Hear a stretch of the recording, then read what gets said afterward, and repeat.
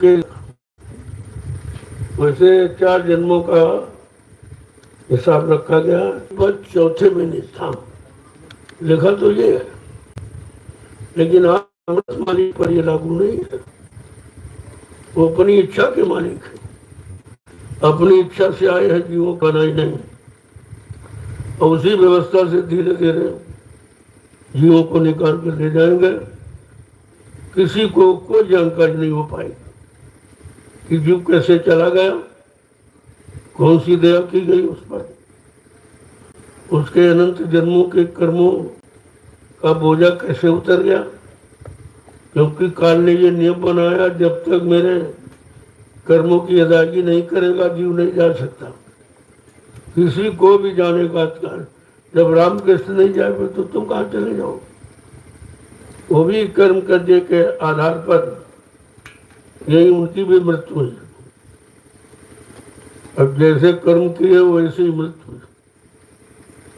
अंतमति सोगति,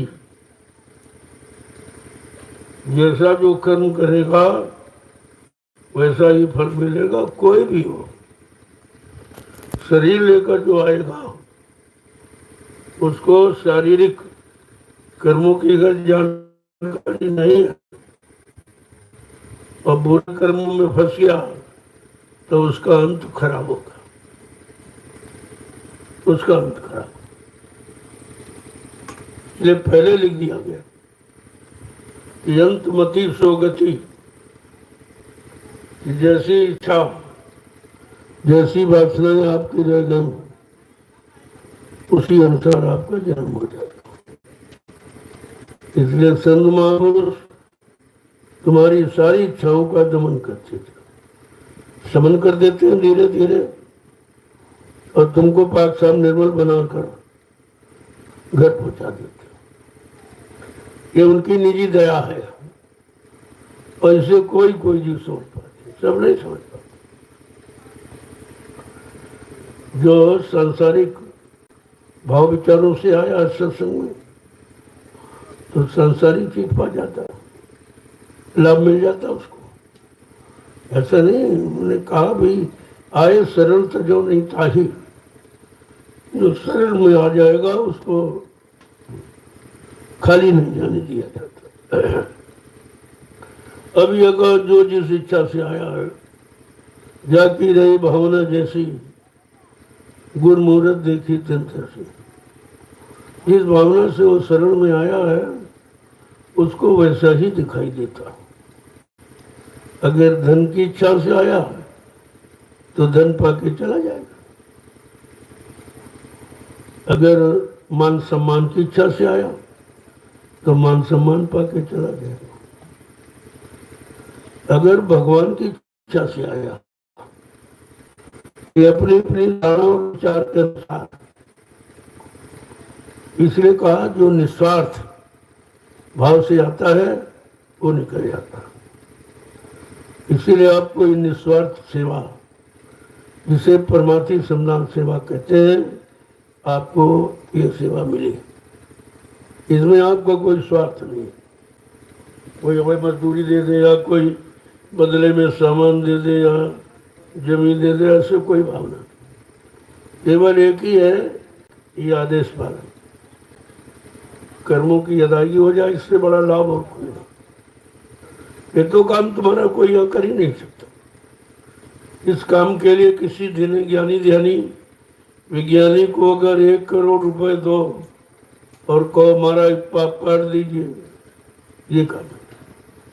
ये काम रुपए पैसे धन दौलत से नहीं हो सकता। वो तुम्हारा दया से किया गया, दर्शन से, स्पर्शन से, प्रसादी से, मतलब यानी सत्संग वचन सुना करके, सेवा में लगा करके, नाम की कमाई का आधार बना दिया उस थोड़ा बहुत समय उसमें दे करके देखा। या आप सत्संग भी सुन, सारा तो कोई तुमको ले नहीं जाएगी, गिरा देगी और खराब और कर देगी, गंदा कर देगी। तो एक एक वचनों को जब संभाल के सुनोगे तो सत्संग क्या नहीं कर सकता। आज सत्संग कोई पावे महिलाएं सब कुछ कर जाओ। जिस किसी को, उसमें कोई जाति पाति नहीं निर्धारित है, हिंदू पर होगा, मुसलमान पर नहीं होगा, गरीब पर होगा, अमीर पर, ऐसा कुछ। संपूर्ण जीवों पर ये दया हो सकती है जिसने संतों के वचनों को मान लिया, समझ लिया, विश्वास कर लिया कि हमारे लिए आए हैं, हमारा काम करने आए हैं तो हमारे हैं। ऐसा जब आपका रिश्ता बन जाएगा तो धीरे धीरे तुम्हारी सब गंदगी निकल जाएगी, मन की सारी कच्चाई को निकाल दे। लेकिन जब साथ में जुड़े रहोगे तब तुम्हारा मन तुमको भड़काता रहता, कभी इधर कभी उधर, कभी वहां कभी यहाँ। अब एक कितने जीव आए थे, सब बेचारे भटक गए। अब भटक कर गए तो फिर पछता के धीरे धीरे आ रहे, क्योंकि जहाँ गए वहां कुछ है ही नहीं। दरबार में जो है वो दुकानों पर नहीं है, ये सब धर्म की दुकानें लग गई। और आपको ये मालूम है दुकानों पर सौदा बगैर पैसे का मिलता नहीं, पैसा लेके जाओ तभी कुछ वहां मिलेगा। लेकिन दरबार में लुटाया जाता, ये अंतर है। दरबार में लुटाया जाता और कभी कम नहीं होता। बस यहीं से जीव धीरे धीरे समझने लगता है, फिर खड़ा होने लगता है, इधर किधर मुखातिर हो जाता, क्योंकि यहाँ तो कोई बैर भाव है नहीं। कहीं इतने दिन कहाँ रहे, आप क्यों नहीं आए, पहले आप निंदा बुराई करते थे, वो इसके चक्कर में। वो तो कहे भाई जीव कमजोर है, कुछ भी कर सकता है, अज्ञानी है, कुछ भी कर सकता है, जानकारी नहीं है, तो वो कभी बैर नीति नहीं अपनाती। उनके यहाँ बैर भाव नहीं है, उनके यहाँ प्रेम नीति है। वही तो बात लोगों को समझनी चाहिए, बैर नीति और प्रेम नीति में कितना अंतर है। इतना खराब जीव वो प्रेम नीति से बदल जाए, उसको ये होगा अरे हम इतने गंदे खराब, हमसे प्रेम करते, कोई भेदभाव नहीं रखते, कोई छुआछूत नहीं, तो धीरे धीरे वो पश्चाताप करके बदलने लगता और सत्संगों में आने लगे, सेवा करने लगेगा, धीरे धीरे नाम की कमाई थोड़ी बहुत वो भी करने लगेगा। ऐसे ऐसे जीव बदल जाते। बदले हुए जीवों की तो बड़ी पहचान दी है। अन्य युगों में जब ये शक्तियां थी नहीं, तभी उन्होंने बदला। कहते गज को, गड़गा को, अजामिल को बड़े पापी थे, बड़े कुकर्मी पापी थे, तो इनको सही बना दिया। जीवात्मा को जगाने का अधिकार उनको नहीं था, केवल शरीर से सही बना दिया कि जब शरीर से सही बन जाएगा तो कभी न कभी मानव शरीर का मौका मिल जाएगा और फिर संत महापुरुष मिल जाएंगे तो इसका भी काम बन जाएगा। ये काम उस शक्तियों ने किया, जीवों को सच्चा, अच्छा, ईमानदार, चरित्रवान बनाया। जो बन गए तो आगे उनको दूसरा जन्म मिला, अच्छे परिवारों में, सत्संगी परिवार में, बिल्कुल बचपन से नामदान मिल गया और धीरे धीरे सत्संग में आना जाना, परिवार आता आने लगे और उन पर संस्कार पड़ गया। महात्मा संस्कार बनाते, और संस्कार कोई स्कूल, कॉलेज, यूनिवर्सिटियों से नहीं बनता, वो महात्माओं के दरबार में जीवों के संस्कार बनाए जाते। और यहाँ संस्कार प्रबल है, बिना संस्कार के कोई चीज आपको मिल नहीं सकती। जो संस्कार में होगी वो जरूर मिलेगी, वो चल के मिलेगी। आप देर अबेर हो सकती लेकिन अंधेर नहीं हो सकती। अब आपका विश्वास जल्दबाजी में होता, जबकि कहा भाई धीरे धीरे रे मना, धीरे सब कुछ हो। माली सींचे 100 घड़ा लेकिन ऋतु आए फलो। अगर तुम चाहो कि एक पौधे को हम रात दिन पानी लगाए रहेंगे, फल जल्दी आ जाए, तो वो सड़ जाएगा, फल अपने समय पर ही आएगा। उसका समय निश्चित निर्धारित है प्रकृति के द्वारा। ये सब प्रकृति की संपत्ति है, प्रकृति का इन वनस्पति पर अधिकार है। वो अपने अनुसार इसको फल मत लगाना और ये पत्ते झड़ना और ये फिर पकना और फिर ये सब समय अनुकूल अपने अनुसार तुम नहीं कर सकते। अब ये प्राकृतिक देश है और प्रकृति का संबंध संत महापुरुषों से होता है। संत महापुरुष एक ऐसे जो प्रकृति से काम ले सकते, वो प्रकृति के द्वारा परिवर्तन करा सकते, क्योंकि प्रकृति उनके मुट्ठी में होती है। जब चाहे जैसा उसको मोड़ करके जीवों का काम करा सकता, लेकिन जीव जब उनके अनुसार होगा तब अपनी मनमानी, अपने अनुसार गंदा खान पान, गंदे कर्म करके तुम चाहो कुछ मिल जाए तो कुछ नहीं मिलेगा। वो संस्कार आपका खराब हो गया, कर्म आपने खराब किया, लिहाजा परिणाम भी खराब होगा। तो लोगों को सब चीजों पर विचार करना चाहिए। विचार तो जब करोगे तब विचारवान पुरुष आपको मिलेंगे, जिनके पाक साफ निर्मल विचार सब जीवों के प्रति, उनका किसी से कोई स्वार्थ लोभ लालच का संबंध रिश्ता नहीं होता, क्योंकि वो इससे परे है। वो स्वार्थ लोभ लालच से बहुत दूर खड़े, और इसीलिए जीवों को परमार्थी रास्ते पर चलाते हैं। नहीं, जो सेवा आप कर रहे हो जंगल में, ये किसी ने कभी खिलाई है? पुराना इतिहास लो, चाहे आप कह लो, कोई ये काम कहीं नहीं हो रहा। हिंदुस्तान में कहीं चले जाओ, ये परमार्थी समनाम सेवा कहीं नहीं होती। ये केवल नैमिषारण्य की जो 88,000 ऋषियों की तपोभूमि है वही पर हो।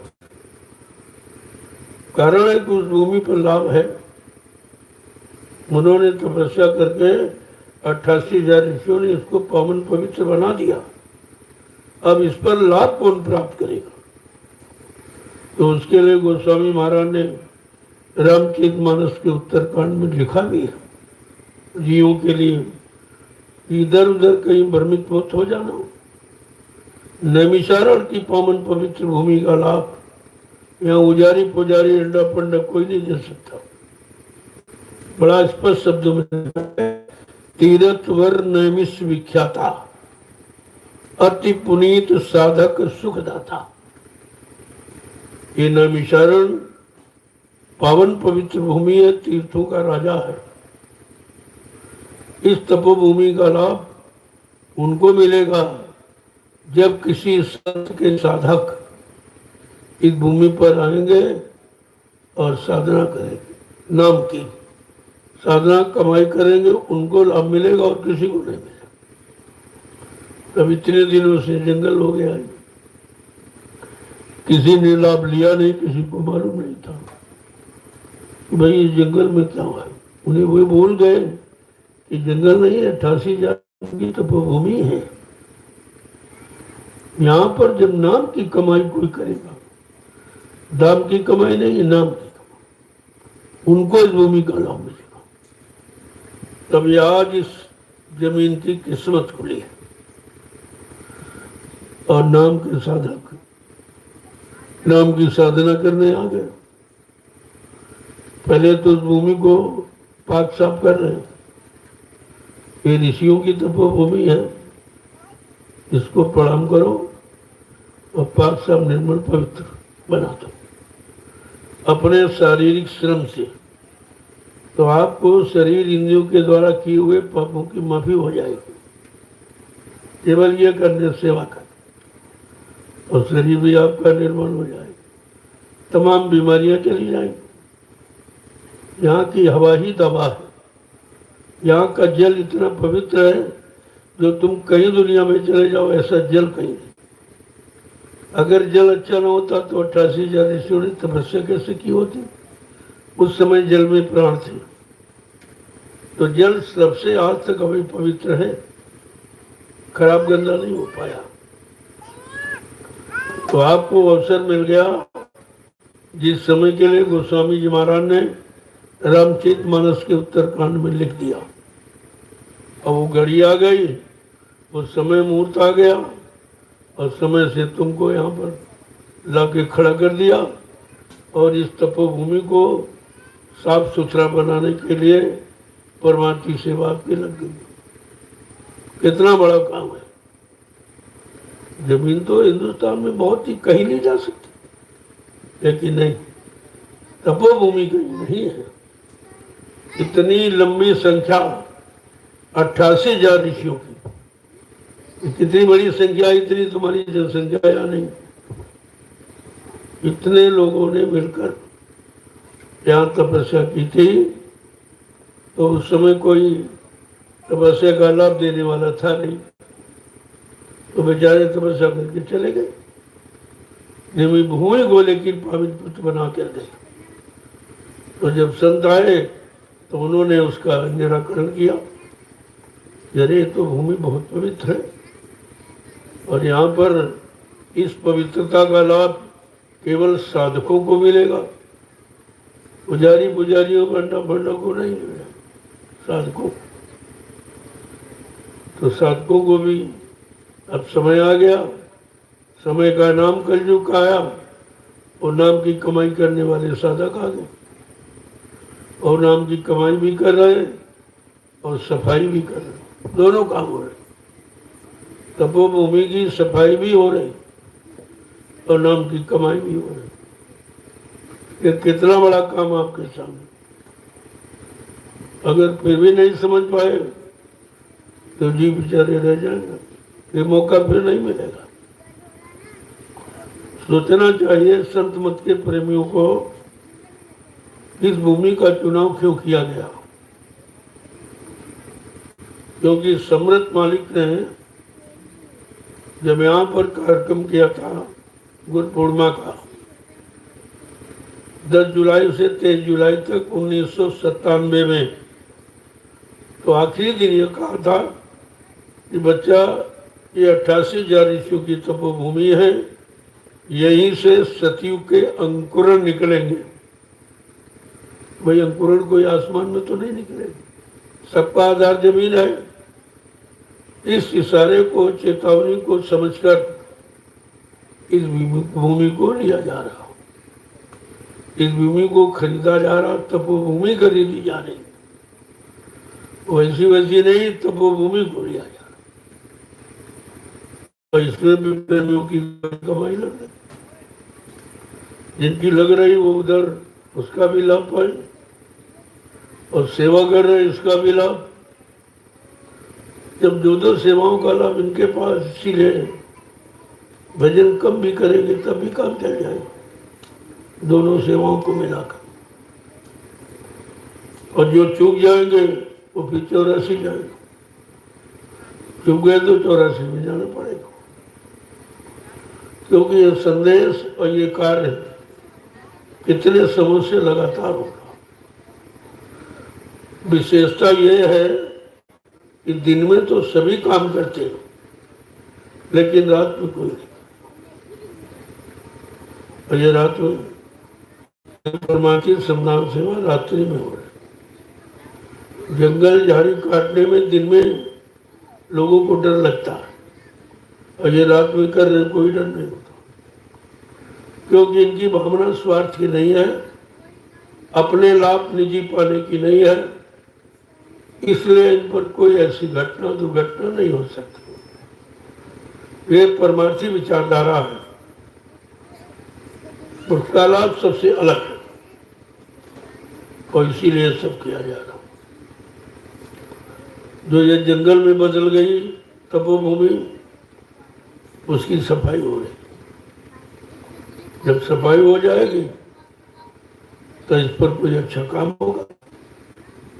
वो अच्छा काम जो कोई नहीं कर सका आज तक, वो इस जंगल में कोई जैसे नहीं ला पाया। प्रेमियों को इस जंगल में कोई नहीं ला,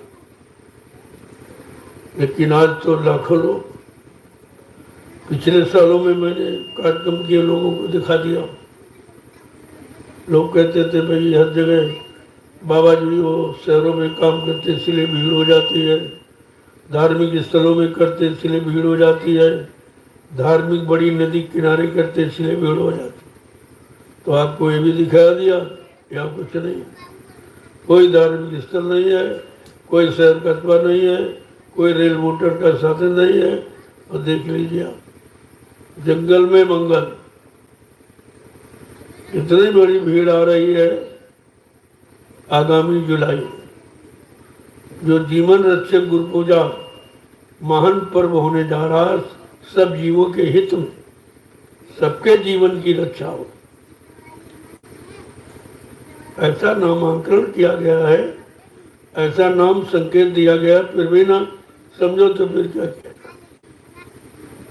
कोई तुम्हारी जीवन की रक्षा नहीं कर सकता, ये अधिकार किसी के पास नहीं है। और ये कार्यक्रम जीवन रक्षक गुरु पूजा महान पावन पर्व जो सबके हित में होने जा रहा, ये कोई अंधा चंदा लेके नहीं, कोई भीख मांगकर किसी से नहीं किया जाता। ये प्रेमियों ने स्वेच्छा से अपनी गाड़ी कमाई, जो दशांश गुरु का होता है वो खर्च करके कार्यक्रम करा। इतना बड़ा सबक, कितना बड़ा ज्ञान आपको मिलेगा कि हमारी कमाई का दशांश गुरु का होता है। अगर दशांश आप निकालते रहो तो तुम्हारे परिवार में कोई बीमारी जल्दी नहीं आएगी, जान घातक बीमारी नहीं आएगी। सर्दी जुकाम बुखार सीजनल वो तो हो सकता जब से प्रकृति बदलती है जब, लेकिन और ऐसी कोई जानलेवा बीमारी। लेकिन दशांश जब रोक लोगे तो वो तो आप हजम नहीं कर सकते गुरु का। कोई बीमारी आ गई, कोई दुर्घटना हो गई और कोई अचानक आफत आ गई तो वो खर्च हो जाएगा आपको, वो आप रोक नहीं सकते। इसलिए गुरु के दशांश से ही अगर कुछ धर्म कर लो तो तुम्हारा कल्याण हो जाएगा। आने वाली परेशानियां बीमारियां बहुत कम हो जाएंगी, होने वाली जानलेवा दुर्घटना बच जाएगी, कोई सूली का कांटा बना दिया जाएगा। तो ये सब ध्यान में रखना चाहिए। अगर ये रखते रहो तो परेशानी कुछ नहीं, परेशानी केवल है जो आप वचनों को भूल जाते हो। संत मत एक ऐसा मत है जिसमें सच्चाई है, जिसमें सच्ची साधना आत्मा के कल्याण की, ये साधना है। लोग साधना का अर्थ नहीं जानते, आंख बंद करके बैठ गए कर, ये कोई साधना? साधना माने रोकना और साधना माने पकड़ना, एक शब्द के दो अर्थ। तो क्या पकड़ना है? खास शब्द को पकड़ना है और मन को रोकना, इसको कहते साधना। ये बाहरी नाटक चटक को साधना बना लिया, रोटी नहीं खाएंगे और ये नहीं, कपड़े नहीं पहनेंगे, जूते नहीं पहनेंगे, नंगे रहेंगे, ये सब पशुता, ये पशुवत जीवन है।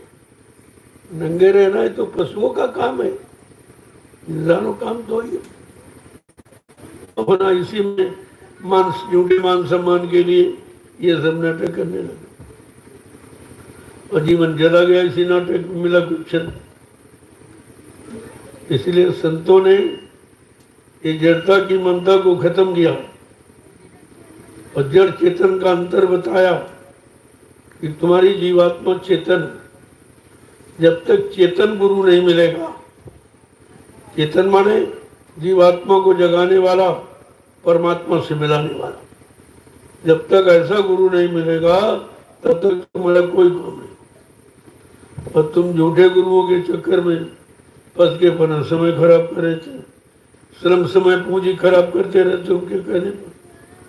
उन बेचारों को कुछ पता ही नहीं है कि कलयुग की साधना क्या है, कलयुग का धर्म क्या है, कलयुग का कर्म क्या है, कलयुग का कर्तव्य क्या, कुछ नहीं मालूम।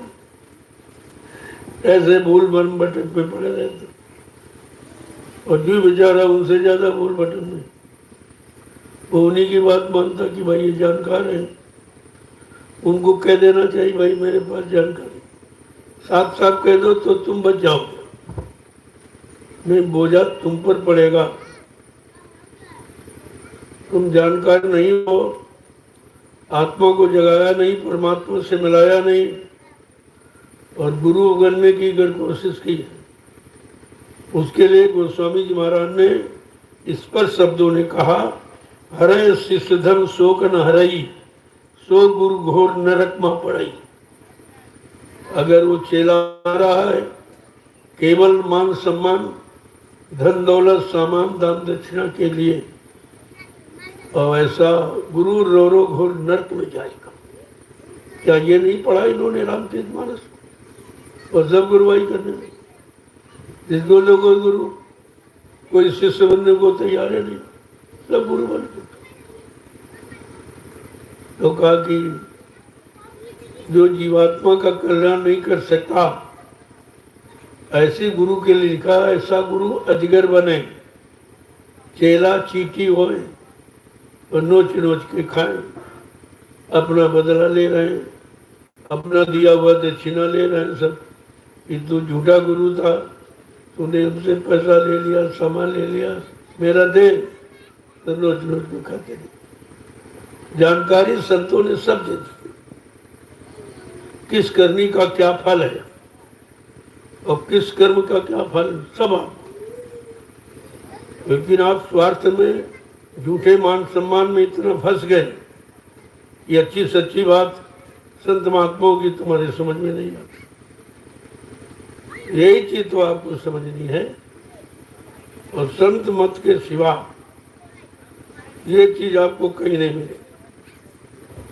संत मत में कोई झूठा, कोई स्वार्थ लोभ लालच, कोई अपने मान सम्मान की बात नहीं होती। वो सर्वभूत हिते रता, सारे जीवों का कल्याण हो उसमें लगे।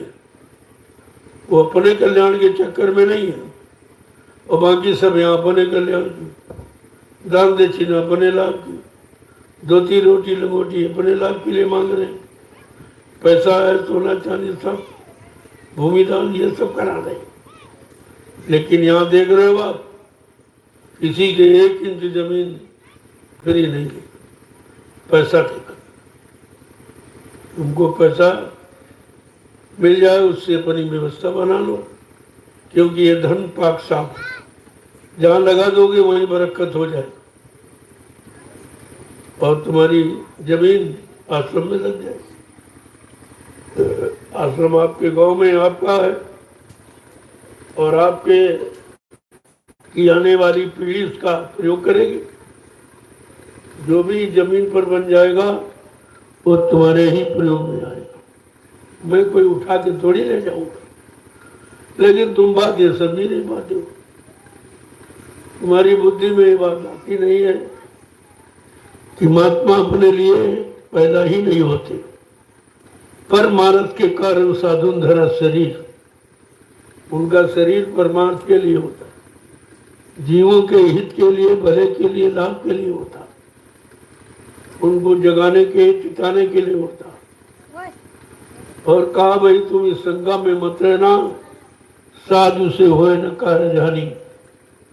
साधु संत महात्माओं से कभी काम की हानि नहीं होती, वो तुम्हारे भले के लिए आते हैं और भलाई करते रहते हैं, और भलाई करते करते चले जाते हो। जो लोग नजदीक में आके लाभ ले लेते हैं उनका कल्याण हो जाता, तो जो निंदा आलोचना बुराई में पड़ रहे हैं वो बेचारे नरकों में चले जाते। कि नरकों की सजा तुम्हें मालूम नहीं कितनी कठिन है। यहाँ की मारपीट की सजा कुछ है, वहां तो अग्नि में जलाना, पाप की नदी में डुबकी लगवाना, सड़ाना गलाना, बड़ी बुरी दशा जीव की होती है। और ये संत महात्मा सब देखते हैं अपनी जीवात्मा की दिव्य आंख से, जो उनके पास दिव्य नेत्र है, तीसरी आंख उससे देखते। तभी तो मृत्यु लोग मंडल पर आके आपको सचेत करते हैं, अरे भाई बुरे खान पान बुरे कर्म का नतीजा बहुत खराब है, तुमने तो याद नहीं है लेकिन हम तो देख के आए कि बड़े बड़े राजे महाराजे धनी मानी आज भी नरकों में पड़े जमराजा की जूतियों की मार रात दिन खा रहे हैं, वहां कोई बचाने वाला नहीं। यहाँ तो अहंकार है राजपाट का, और ये साथ जाएगा नहीं, ये तुमको बचाएगा नहीं। और जो जो आपने किया वो सब नोट है, उनके पास तुम्हारा एक एक कर्म की लिखा पड़ी है, ऐसे नहीं बताते हो। जो लिखा पड़ी तभी तो, बगैर वही के तो सजा सुनाई नहीं जा सकती। तो आपके कर्मों की वही तैयार है, और इसलिए आपको मना किया जा रहा है अच्छे कर्म करो, अच्छा खान पान करो, अच्छी संग सोबत में रहो और अच्छे कर्म करो, फिर तुम्हें सजा कौन देगा। ये मानव शरीर में लाभ पाने का तरीका है, और नहीं किया भाई तुम जानो फिर तुम्हारा काम जानो, ये नहीं कर सकते हो कि हमको किसी ने बताया नहीं। इस तरह से तुम्हारे गांव जंगल में आकर कोई नहीं बताएगा, ये चर्चा कोई नहीं करेगा तुम्हारे हित की। वो पिछले चर्चा सुनाएगा कि राम के साथ ये हुआ, कृष्ण के साथ ये हुआ, अरे भाई उनके साथ हुआ होगा, लेकिन तुम्हारे साथ क्या हो रहा, उसका समाधान क्या है, उसका निराकरण क्या है। तुम्हें तो अपनी व्यवस्था देखनी चाहिए, और पुरानी कहानी सुनाते रहते और उसी चर्चा का खर्चा लेते रहते, जिस कहानी के सुनने से कोई लाभ नहीं मिलेगा, और वो कहानी वाला माहौल दोबारा आएगा नहीं, तो समय निकल गया। लेकिन ये भी तो समझ जीव में नहीं है कि जो बात निकल गई वो दोबारा नहीं आई,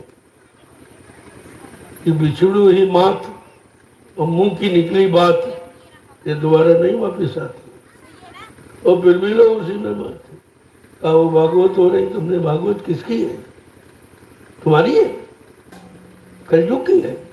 अरे वो तो द्वापर के जीवों के लिए है, वो भी राजा परीक्षित की। ना तुम राजा परीक्षित हो, ना तुमको तक्षक काटा है, ये तक्षक काटा काटने की दवा थी ये, जो सुखदेव मुनि जी ने सुनाई थी। और यहाँ कोई सुखदेव मुनि है नहीं, वो वीतरागी महात्मा थे, ये सब भोगी है, सब भोगी कथा सुना रहे, इसलिए कथाओं का कोई प्रभाव नहीं रहा। एक भी आदमी इन्होंने नहीं सुधारा होगा और लाखों रुपए बर्बाद करा दिए, एक भी आदमी। न किसी को शाकाहारी बनाया होगा, न किसी की गंदी आदत छुड़ा पाई, न गंदा नशा जिससे उनका परिवार परेशान, बच्चे परेशान है। जब परिवार बच्चों की परेशानी नहीं दूर कर पाए तो वो तुम्हारी जीवात्मा का कल्याण कैसे करते हैं, इस पर आपने कभी विचारे नहीं। ऐसे सब आपको लूटते रहते, बहकाते रहते, कुछ नहीं। किताबें पढ़ने से व्यवस्था थोड़ी बदल जाएगी। जब तक तुम्हारा खान पान नहीं बदलेगा, तुम्हारे कर्म नहीं बदलेंगे, तब तक तुम्हारी परिवार की, समाज की और मतलब यानी स्वयं की व्यवस्था नहीं बदली, वैसे नहीं बदलती। और ये कोई करता नहीं, सबको अपनी अपनी पड़ी। तुम्हारी चिंता किसी को नहीं है, तुम्हारी चिंता है संत महापुरुषों को। वो तुम्हारी चिंता को दूर करने के लिए आते, उनको चिंता, और तुम उनके पास जाते नहीं हो। जिनके पास जाते हो वो ठग लेंगे, लूट लेंगे आप, और देंगे कुछ नहीं लेंगे। वो तो लेने के लिए आते, वो देने के लिए कहाँ आते, और संत महात्मा देने के लिए आते। यही चीज आपको समझनी चाहिए कि हमारी कौन सुन रहा, हमारा काम कौन करेगा, हमारी व्यवस्था कौन ठीक करेगा, हमारी बीमारी, महामारी, कष्टों को दूर कौन करेगा, किसके पास उपाय है। तुम्हें उस पर विचार करना चाहिए, अपने पर। तो अपने तुम देखते ही नहीं कभी। तो तुम्हारे जो चेहरे में दो आंखें लगी हैं, वो अपना चेहरा नहीं देखते, दूसरे को देखते। ये दूसरे को देखने के लिए मिली तो है, इसीलिए दूसरों को देखकर उसकी निंदा, उसकी बुराई, उसका वक्तव्य और उसका बुरा चेतना, उसका नुकसान, यही सोचते रहते तुम। कोई अच्छा कभी जीवन में तुमने सोचा ही नहीं है। जब सोचा नहीं तो करोगे कैसे। अभी सोच भी अच्छी नहीं, और बगैर अच्छे खान पान के तुम्हारे अंदर अच्छी सोच कभी नहीं आ सकती, अच्छे विचार कभी नहीं बने। आहार से विचारों का जन्म होता है। जब अच्छा आहार करोगे भोजन तो आपके विचार अच्छे होंगे, जब विचार अच्छे होंगे तो अच्छे कर्म करोगे, जब अच्छे कर्म करोगे तो अच्छा फल मिलेगा। ये तो इस पर तुम सोचते नहीं कभी हो। जय गुरुदेव, जय गुरुदेव।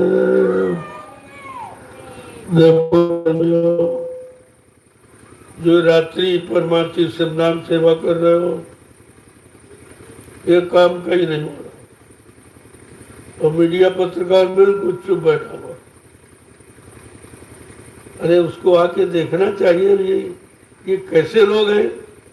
हिंदुस्तान में तो लोग दिन में काम नहीं करते, इस समय मशीनें काम करती, आदमी ने काम करना छोड़ दिया, सब काम मशीनें कर रही। लेकिन ये कैसे लोग हैं रात्रि में परम नाम सेवा कर रहे हैं।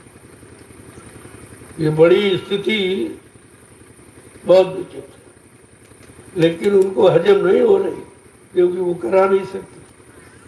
उनके बस की बात नहीं है कि ये सेवा करा सकते। न प्रधानमंत्री न मुख्यमंत्री किसी के बस की बात जो सेवा आप कर रहे हो। लोग अपने अपने लिए सेवा करते हो, भाई परिवार की सेवा आप करते हो, बाल बच्चों अपने बाल बच्चों के लिए करते हो। खेती है, दुकान है, दफ्तर है, बिजनेस व्यापार मजदूरी है तो बाल बच्चों के लिए आप करते हो। समाज की सेवा, देश की सेवा, ये मान सम्मान कुर्सी के लिए करते हो, अधिकार के लिए करते हो। लेकिन ये जो जंगल में सेवा हो रही है, इसमें किसी का कोई लोभ लालच है। ये प्योर परमार्थी सेवा है और जिसको कोई देख भी नहीं पा रहा, या देश के जिम्मेदारों को पता नहीं है कि नैमिषारण्य की तपोभूमि पर क्या हो रहा। इतना बड़ा जनमानस इकट्ठा होता है जो कोई एकत्र नहीं कर सकता, और ये निस्वार्थ है। किसी से कोई चंदा नहीं लिया गया। इन लोगों को मैं डीजल पेट्रोल नहीं देता हूँ, ना कोई पैसा देता हूँ। ये अपनी गाड़ी कमाई खर्च करके इस जंगल में सेवा करने आए। ये छोटा मोटा काम है।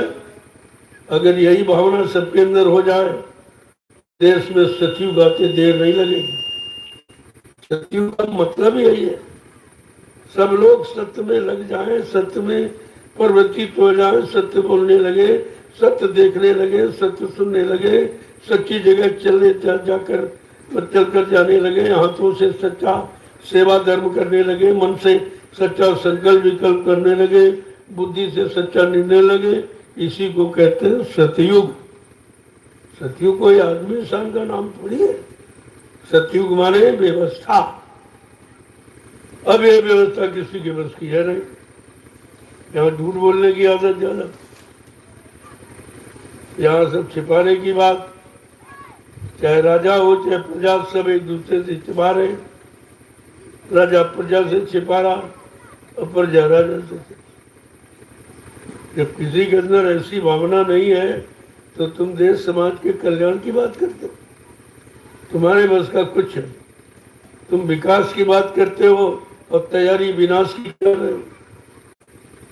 यही नहीं समझ पा रहे हो कि तुम्हारा ये रास्ता और कदम जो उठा है ये विकास के लिए है कि विनाश के लिए। लेकिन समय सब समझा देगा, चिंता मत करो। समय के पहले जानकारी देना तो मेरा कर्तव्य है।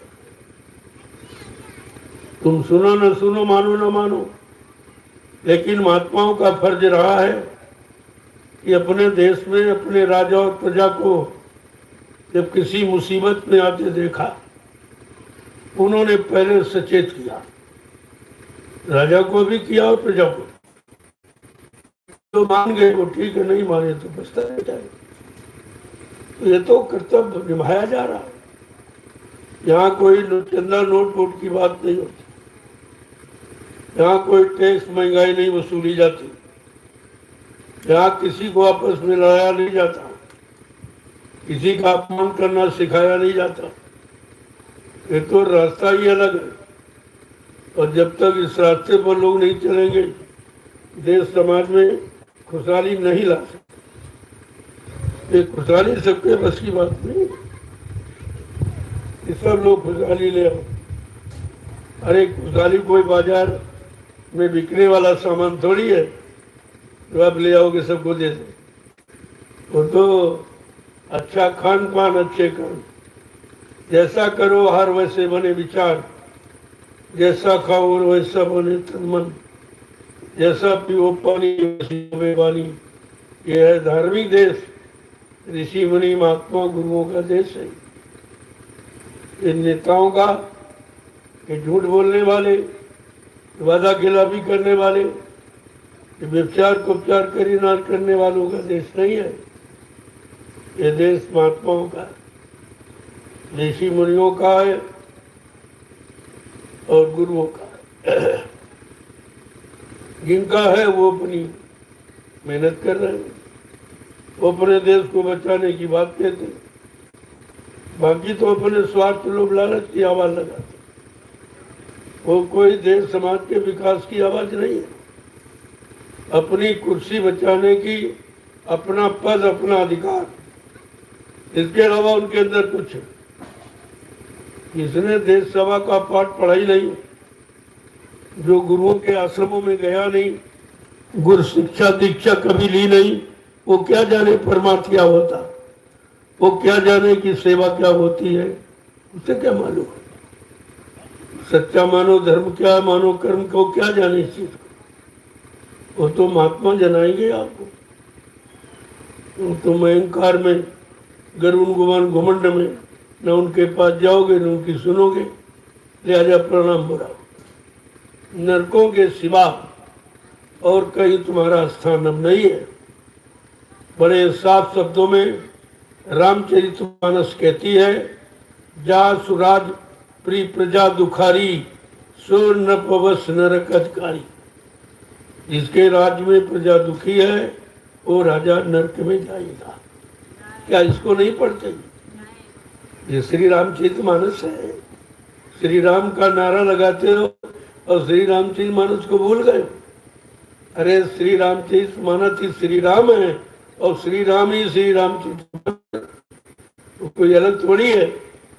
लेकिन इस पर कोई चर्चा नहीं, कोई इसकी तरफ ध्यान नहीं दे रहा। उन्होंने राजनीति के बारे में कहा कि भारत जैसे धार्मिक देश में राजनीति किसकी है? राजनीति बिन धन धर्मा और प्रभु समर्पे बिन सत्कर्मा। राजनीति बिना धार्मिक पुरुष के, बिना चरित्रवान शाकाहारी सदाचारी ब्रह्मचारी वगैरह इनके राजनीति चलाई नहीं जा सकती। और धार्मिक धन गाड़ी कमाई से, ये महंगाई टैक्स जीएसटी लगाकर नहीं, लेकिन सब उल्टा हो रहा। रामचरितमानस को पढ़ी कौन रहा, मानी कौन रहा? इसलिए श्री राम ने जवाब दे दिया कि तुम स्वार्थ के लिए हमको खड़ा करते हो। तब उनको पता चला गया कि नहीं भाई, श्री राम जी नाराज है, हमने गलत किया है, हमने उनको अपने निजी स्वार्थ का आधार बनाया, इसलिए उन्होंने हमारी प्रार्थना स्वीकार करना बंद कर दिया।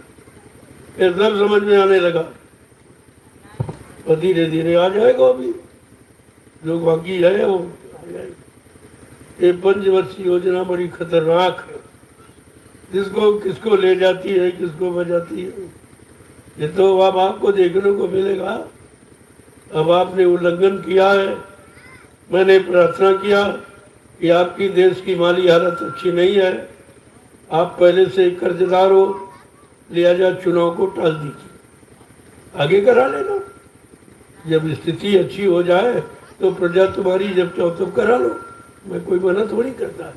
लेकिन आज स्थिति ठीक नहीं है तो समय को टाल दीजिए। कोई नहीं माना, और देख लीजिए क्या हो गया।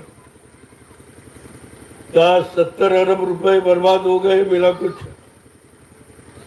पहले का बैलेंस ये 70 अरब चुनाव में खर्च कर डाले, ये कौन देगा? इसको कौन चुकाएगा? ये भारत की जनता की नसों से टैक्स, महंगाई, जीएसटी लगा के वसूल किया जाए। और इनके पास कोई साधन बरकत का, कोई दुआ का, कोई दया का, तो इनके आशीर्वाद तो इनके पास है नहीं जो दे देंगे। और जिनके पास आशीर्वाद उनके पास से जाएंगे नहीं, अपनी तो ही नहीं समझते।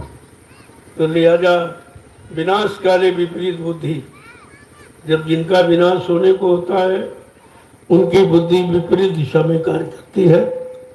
और संत महात्माओं गुरुओं की बात कभी सुनते ही हैं, मानने की बात छोड़ दो, सुनते भी नहीं, अपनी अपनी अलापते। तुम्हें क्या मालूम है कि महात्माओं के पास क्या है? ये धार्मिक भूमि है, यहाँ धर्म के लिए भगवान राम को रावण से लड़ाई लड़नी पड़ी और धर्म के लिए भगवान कृष्ण को महाभारत करना पड़ा।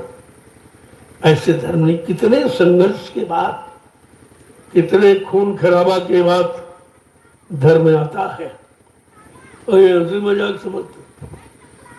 लेकिन कलयुग में तो महात्मा संतों ने ऐलान कर दिया कि अब वो ये धर्म नहीं है मार काट वाला। अब ये संतों ने अपनी वैचारिक क्रांति के द्वारा देश दुनिया में परिवर्तन करके दिखा देंगे। कोई मार काट, कोई हिंसा, कोई किसी को अपमानित नहीं किया जाएगा। देखो कितनी बड़ी बात है। अब इस अच्छी राजनीति को छिपाते हैं और गंदगी वाले को आगे खड़ा कर। अब इनकी बुद्धि हो गई, जब जैसी हो तब था, तब तैसी मति होए, और काल रेख की लेख को मेट सके नहीं कोई। बड़ा स्पष्ट लिख दिया। शास्त्र तुम्हारे हमेशा साथ है, लेकिन उनको साथी बना के उनकी बात मानो, तब तो मनमानी करते हो, कहते हो हम शास्त्र मानते, हम धर्म को मानते, भगवान को क्या मानते तुम? जब तुम जानते नहीं तो मानते क्या? जय गुरुदेव, जय गुरुदेव, जय गुरुदेव। नाम किसका? जय गुरुदेव। नाम किसका? प्रभु का प्यारा नाम। जोर से बोलो, सब मिल बोलो, बोलना होगा। अभी से बोलो, दुख दर्द हरेंगे, सब कष्ट मिटेंगे, सुख शांति भी देंगे।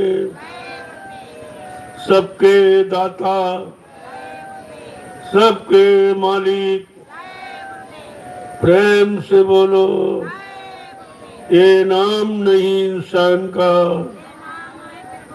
ये काम नहीं इंसान का।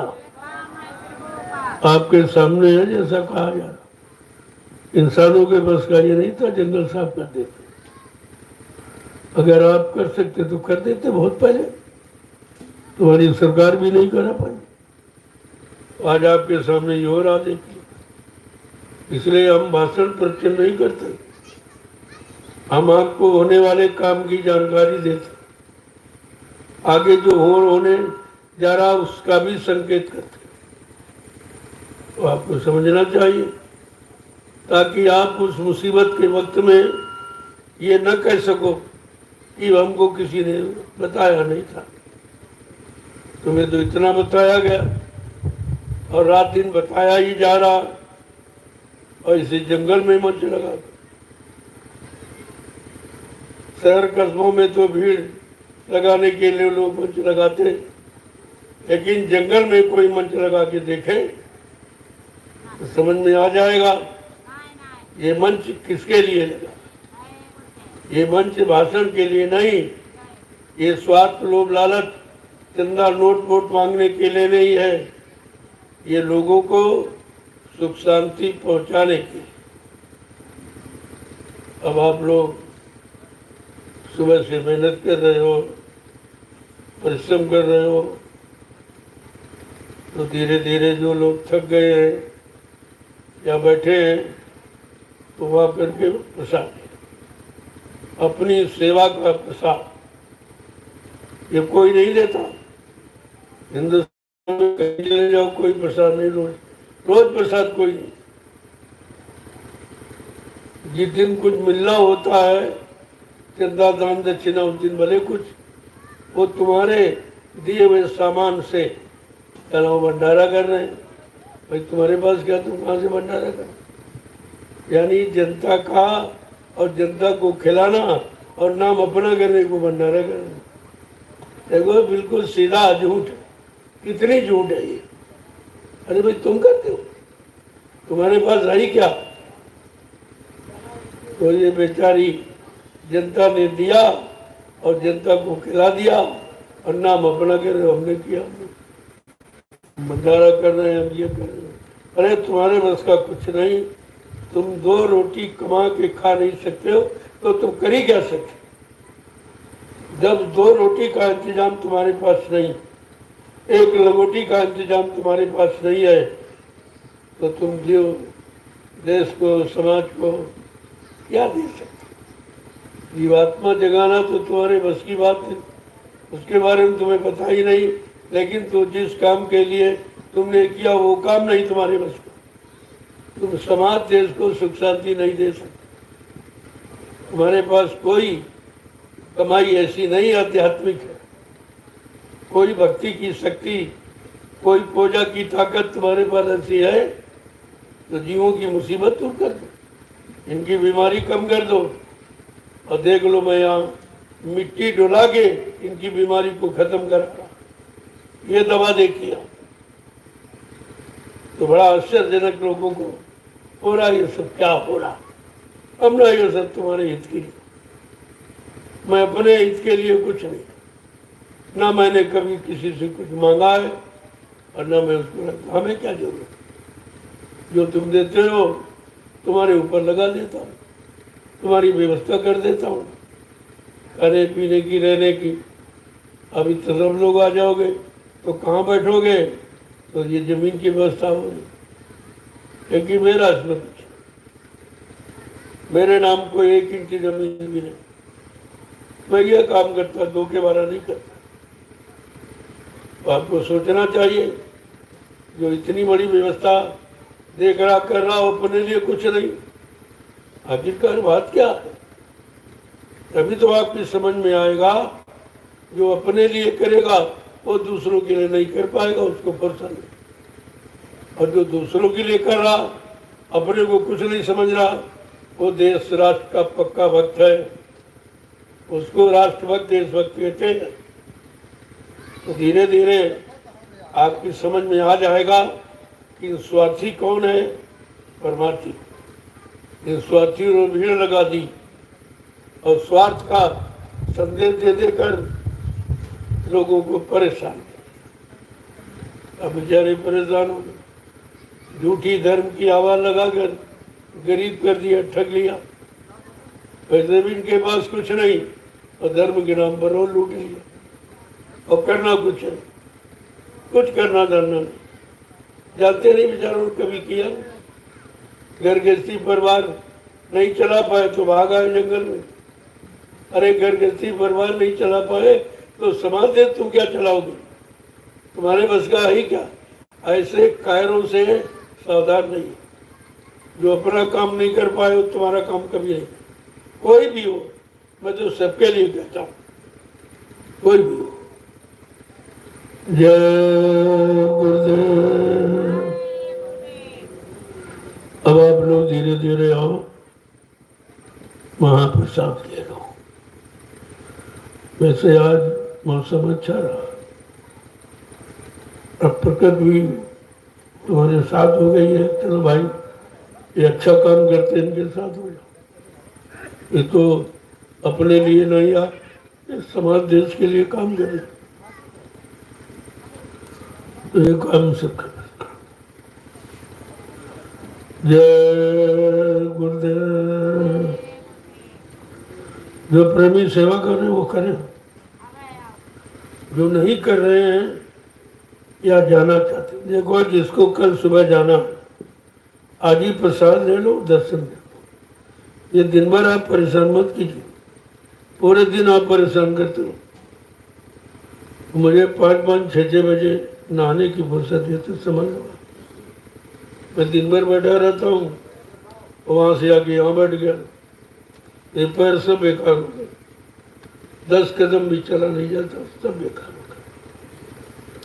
तो जब मैं कहता हूँ आप शाम को ही सारे लो, दर्शन कर लो, एक ही बार में तुम्हें लाभ मिल जाएगा। ये बार बार दर्शन का कोई लाभ नहीं होता, ये आपका भ्रम है। इसे देना है तो एक ही बार में दे देगा, और 10 बार परेशान करोगे जो मिलता होगी वो भी रोक देगा, वो भी आपको नहीं मिलेगा। तो मैं खुद ही कहता हूँ कि आप जिनको सुबह कल जाना है वो आज ही दर्शन कर लें, प्रसाद ले लें, और तुम्हें क्या चाहिए? सब तो लाभ तुम्हें मिला, और चाहिए क्या? ये परेशान करते रहे तो एक दिन तो है नहीं, अब ये रोज 1 महीने से ऐसे हो रहा है। ये सब पैर एकदम सुन्न हो गए, बिल्कुल चला नहीं जाता एक कदम। 12-12, 14-14 घंटे बैठना आपको सोचना चाहिए। आपसे कह दिया जाए तो बैठ पाओगे? तो कुछ सोचा करो भी, उतना काम लो जिससे काम आपका होता है, और इतना काम ले फिर काम करना शरीर बंद कर देगा। शरीर भी बुढ़ा हो गया है, काम करते करते इतना कमजोर हो गया है, और अब भी आप लोग समझ नहीं देते। तो प्रेमियों को चाहिए कुछ समझ दो, ताकि आपका काम हमेशा होता रहे। बंधन हो। जय गुरुदेव। देखो, एक डलिया पर एक माला है, ऐसी मालिक की मौज है। ये लाभ तो बहुत बड़ा है, तो लाभ कोई दे नहीं सकता। अब जो प्रेमी अपना करना चाहते वो कर रहे हैं, बाकी धीरे धीरे आओ।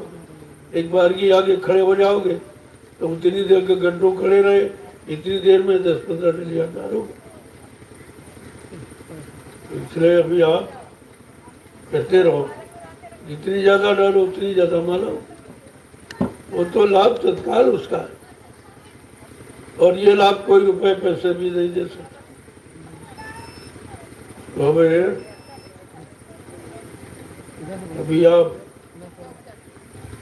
कम से कम 15 डलिया डालकर ही सेवा प्रसाद लेने आओ। उसमें भी हमारी भी कुछ है भाई, मैं तो बुढ़ा हो गया, कुछ नहीं सेवा कर रहा हूँ, तो भाई हमारी भी कुछ कर दो, मदद कर दो, मतलब यानी अच्छा रहेगा।